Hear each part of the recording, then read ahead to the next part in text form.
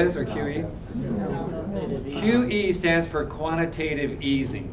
And basically what quantitative easing is just a fancy name for printing money out of thin air.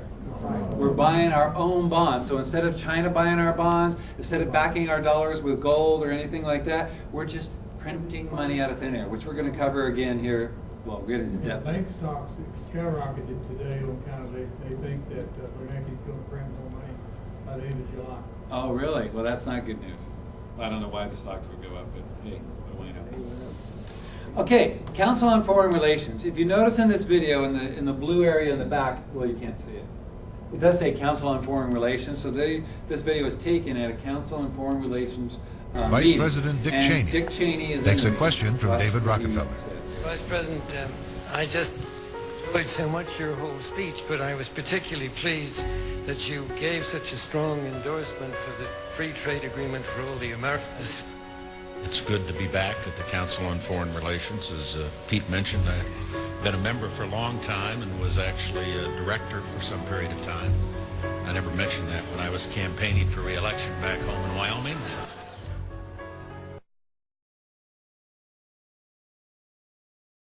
He forgot to mention that. I'll be darned. What a sweetheart. Also, I don't know if you know, Dick Cheney was the president of Halliburton. He received like $34 million payout when he left Halliburton. But he was the president of Halliburton. And who got all the contracts of rebuilding Iraq? Halliburton. Isn't that amazing? Now, I could be wrong, but sounds a little fishy. Okay, here's the last one in this section. Hillary Clinton at the Council on Foreign Relations. Because it says Council on Foreign Relations in the background. Actually, thank you very much, Richard, and I am delighted to be here in these new headquarters. I have been often to, I guess, the mothership in New York City, but it's good to have an outpost of the Council right here down the street from the State Department. We get a lot of advice from the Council, so this will mean I won't have as far to go to be told what we should be doing and how we should think about the future. I mean,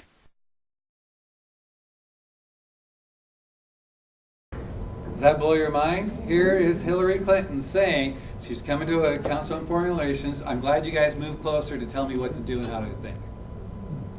You think they might have an influence on our government? That's my opinion.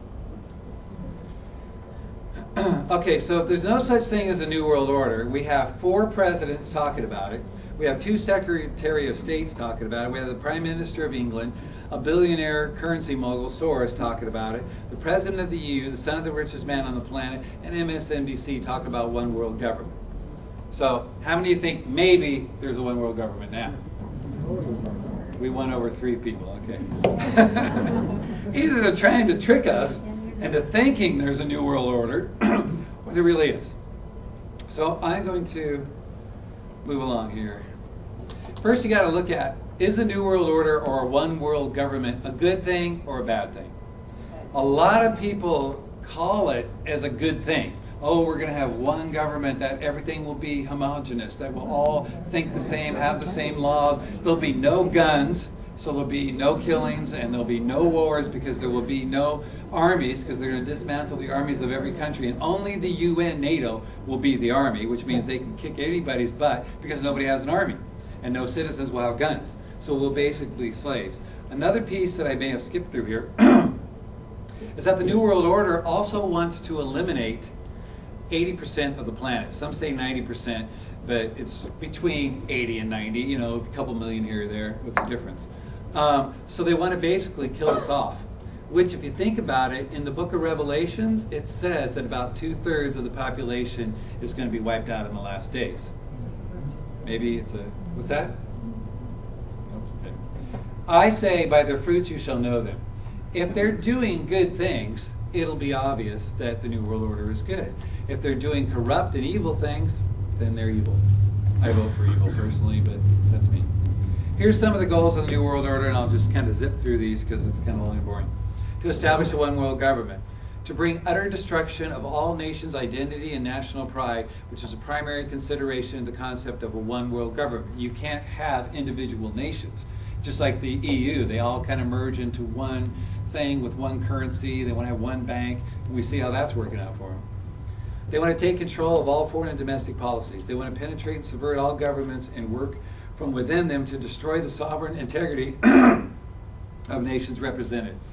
They want to give the fullest support of the supernatural institutions such as the United Nations, International Monetary Fund, which is basically the World Bank, the Bank of International Settlements, World Court. They want to have a world court, a world bank, a world army, a world government.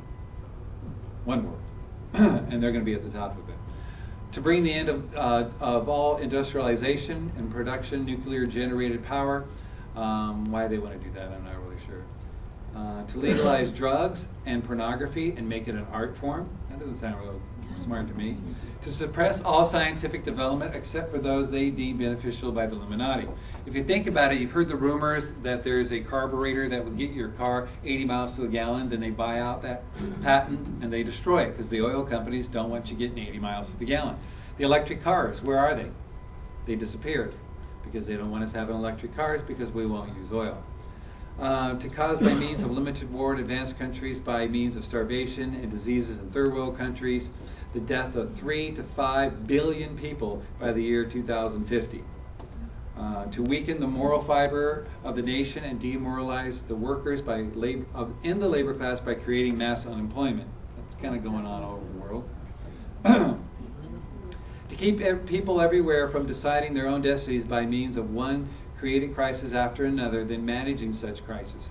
Problem, reaction, solution. The introduction of new cults to and continue to boost those already existing, to organize worldwide terrorist apparatus, to take control of education in America with the intent and purpose of utterly and completely destroying it. By 1993, the full force effect of this policy is becoming apparent, and there will be even more destruction to come. World Court, we talked about that. Carbon tax. Has anybody heard about the carbon tax?